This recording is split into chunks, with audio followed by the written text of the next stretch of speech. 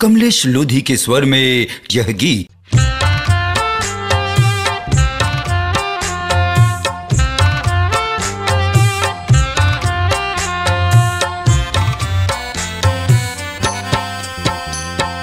कहाँ खोजाऊं मैं कहाँ पहुँचे, कहाँ खोजाऊं मैं कहाँ पहुँचे।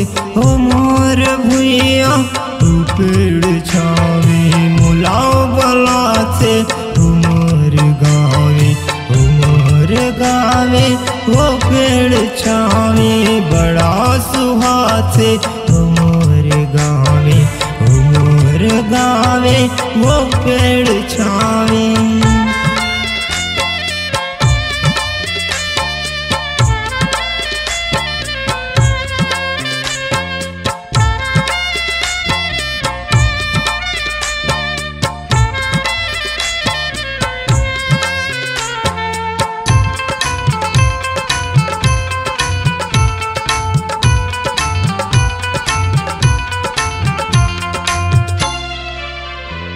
मोरो मन होत भीग में जाते, मोरो गाँव को माटी सनाई जाते। मिलते मौका मांगो मैं लेते, पाते जन्मते अवी पाते। मोलाओ बलाते मोलाओ जगाते, मोलाओ बलाते मोलाओ जगाते। हो मोर भुइया पेड़ छावे मोलाओ बलाते। हो मोर गावे वो पेड़ छावे।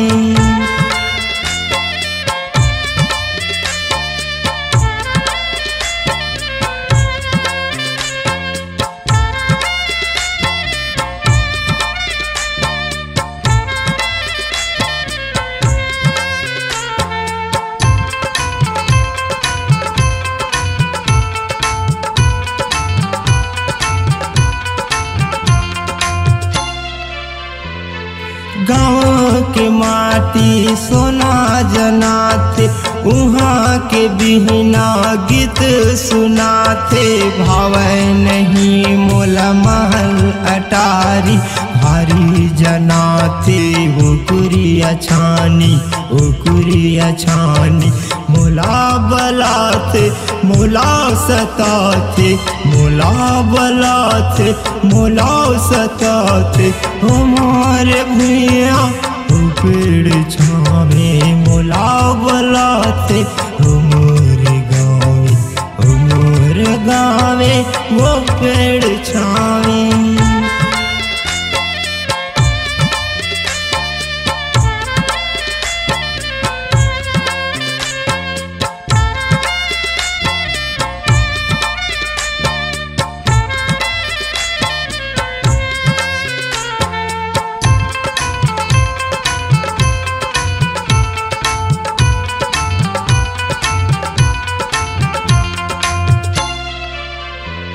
ये गाजवैया तही कमैया होके हरानी छोड़ बेपुइया।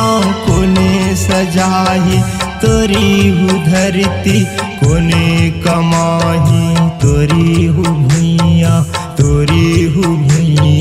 तोला रोवाही तोला सताही, तोला रोवाही तोला सताही। हे तोर भुइया पेड़ छावे मोला बलाते। हो मोर गावे ओ पेड़ छावे मोला बलाते। हो मोर गावे ओ पेड़ छावे। कहाँ को जाऊँ मैं कहाँ पहुँचे, कहाँ को जाऊँ मैं कहाँ पहुँचे।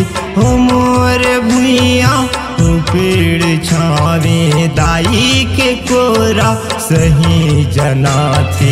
हो मोर गावे ओ पेड़ छावे।